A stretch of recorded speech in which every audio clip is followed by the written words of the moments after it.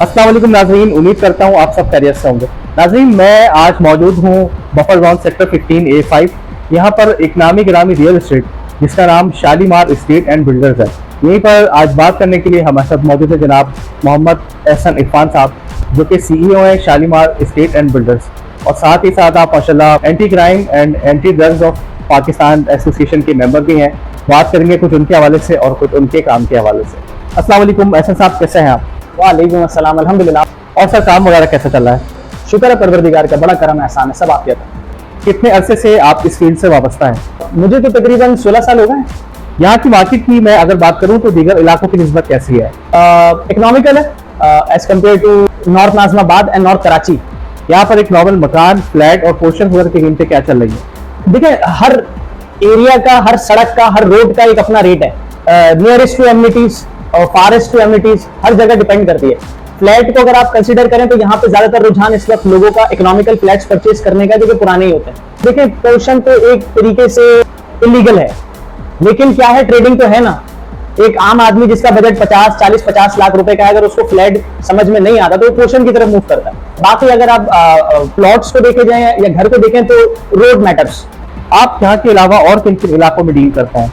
All Karachi आप इसको consider कर ले। मेरा इन्वेस्टर जो है, मेरा जो क्लाइंट है, वो डिपेंड मुझे बताएगा कि वो कहां पर मैं लूं, और फिर मैं उस जगह की असेसमेंट होती है, उसकी वेरिफिकेशन होती है, चीजें होती है, वो करके हम अपने क्लाइंट को प्रोवाइड कर देते हैं। ऑनलाइन प्रॉपर्टी पोर्टल्स के आने से आपके काम में कितनी तेजी आई? काम के अंदर ना मुझे कोई फायदा हुआ, ना मुझे कोई नुकसान हुआ। अच्छा है, ओवरसीज क्लाइंट्स के लिए, उनके लिए अच्छा है, उनके लिए एक एक्सेसिबल पॉइंट है, और एक अपनी मार्केट वैल्यू तो बना चुके हैं। आपके ख्याल से क्या मटेरियल की कॉस्ट बढ़ने से पुराने घरों की कीमतें बढ़नी चाहिए या वही रहनी चाहिए? आए दिन जब कोई नया सर्कुलर आ जाता है, हाइप क्रिएट हो जाता है, एक रेट के अंदर इंक्रीज आ जाता है, तो जो पुराने घर वाला आदमी है वो कहां जाएगा? वो अपना पुराना घर, एक मिसाल के तौर पे इस वक्त मार्केट वैल्यू नए घर की चल रही है 1 लाख रुपए, और पुराना घर बिक रहा है 10,000 रुपए पे, तो वो 10,000 रुपए का घर बेच के नया घर कैसे लेगा? वो उससे पुराने घर झोपड़ी में तो जाने से रहा। रियल एस्टेट की फील्ड के अंदर एक ब्रोकर का किरदार कितना अहम होता है? ब्रोकर के बगैर जो डील्स होती हैं 98% मैंने देखा है कि रुल जाती हैं, उसके अंदर इख्तलाफात पैदा हो जाते हैं, लोग आपस में दस्ते गिरफ्तार हो जाते हैं। ब्रोकर्स के अंदर एक ये सूटेबल पॉइंट रहता है कि आपके पास एक एज अ विटनेस मौजूद होता है उस डील के प्रॉपर शुरू से लेकर एंड तक, उसमें कोई हडल ना आए। एक मकान, फ्लैट या प्लॉट लेते वक्त एक आम आदमी को किन बातों का ख्याल रखना चाहिए? मकान ले, फ्लैट ले या पोर्शन ले या प्रॉपर्टी से रिलेटेड कोई भी इन्वेस्टमेंट करे, ये खास ख्याल रखे कि वेरिफिकेशन उसने अपने बिहाफ पे खुद, चाहे वो उसका रियल एस्टेट ब्रोकर इन्वॉल्व हो, उसके अंदर कोई अच्छा दोस्त इन्वॉल्व हो, कोई रिश्तेदार इन्वॉल्व हो, उसके साथ जाके कि वो बोले मैं वेरिफिकेशन करा दूं, तो उसके साथ जाइए हर इदारे में। अगर कोई पार्टी सौदा कैंसिल कर देती है या बैक हो जाती है तो ऐसे में आप उसके टोकन अमाउंट का क्या करते हैं? मैं अपनी बात करता हूँ, Shalimar builders and real estate investment firm जो है हमारी, मेरे साथ मेरे 16 साल के टेन्योर में मेरे साथ आज तक ऐसा नहीं हुआ कि टोकन वापस करना पड़े। अल्लाह ना करे ये सिचुएशन आती भी है तो वी टेक अ स्टैंड, हमें वापस कर देना चाहिए, इस चीज को रखना नहीं चाहिए। अच्छा, कभी ऐसा भी हुआ है कि एक ही मकान, ही फ्लैट के दो खरीदार हों और दोनों ही बजे को यार यही वाला मकान या फ्लैट हमें चाहिए, तो ऐसे में फिर आप क्या करते हैं? अल्हम्दुलिल्लाह मेरे साथ तो ऐसा कभी नहीं हुआ, लेकिन अगर कभी ऐसा कोई सिचुएशन हो भी जाए तो we prefer that client, first come first basis वाली चीजें होती है, जिसने पहले टोकन कर दिया चीज उसकी हो। एक आम शख्स अगर कभी अपनी जमीन बेचने खड़ा होता है तो वो सोचता है यार मैं जो चीज बेच रहा हूँ वो मिट्टी है, आप लोग जो चीज बेच रहे हैं वो सोना है, तो इस पे आपका क्या कहना है? अब यहाँ पे कोई सेफ्टी मेजर्स, कोई मेजरिंग टूल तो है नहीं कि जो मैं चीज बेच रहा हूँ वो सोना है और जो सामने वाला चीज बेचने के लिए आया वो मिट्टी है।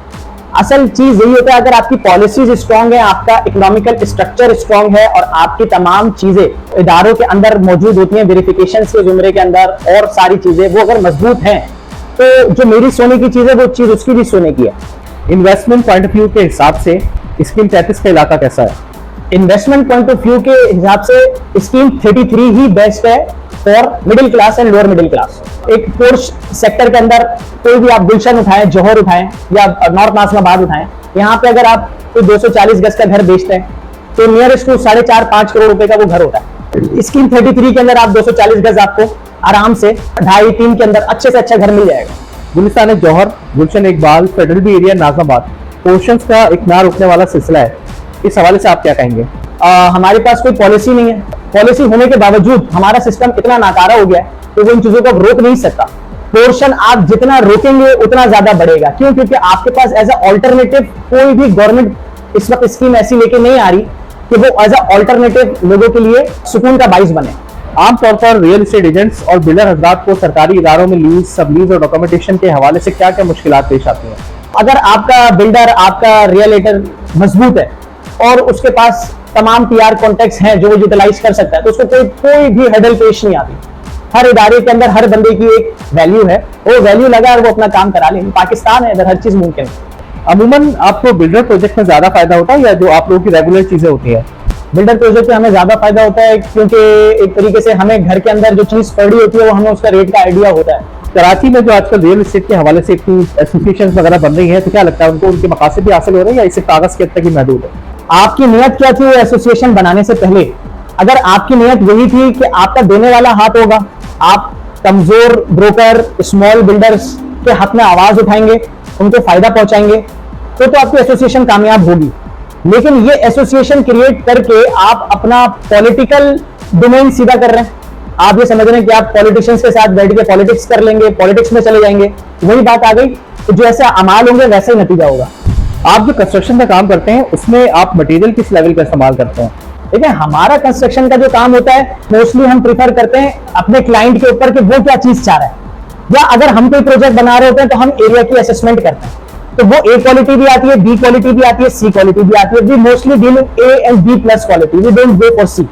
बाद एस्टेट एजेंट्स दूसरे एजेंट से मुकाबला करने के चक्कर में क्लाइंट्स के सामने अपना कमीशन मार्जिन या तो बहुत कम कर देते हैं या बिल्कुल ही गिरा देते हैं, तो इस पे आप क्या कहेंगे?